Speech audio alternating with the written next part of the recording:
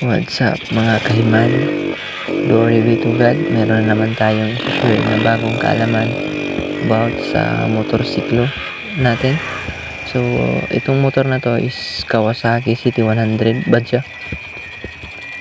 Yung trouble nito, pag binibirit mo, hindi pumapwersa, pumupugak. So, tinry natin i-direct, kinuha natin yung spark plug cap, pinandar natin.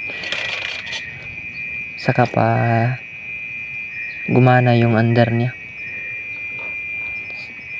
Nagbalik normal yung andar niya.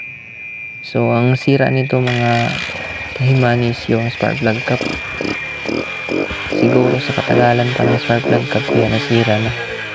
So, ito, ang ganda ng andar niya. Tinry natin i-direct sa spark plug. Ito yung spark plug cap niya. Wala na, busted na. So, yun na, direct natin. Maganda yung ganun na andar niya, mga kahiman. Ito yung spark plug cap niya. Wala na, busted na.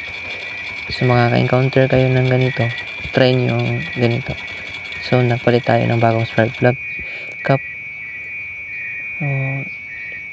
Ito yung luma. Install na natin. So, try natin banda rin, mga kahiman.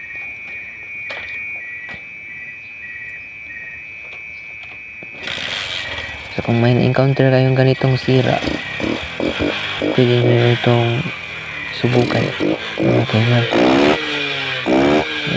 Yun. Ganda ng andar.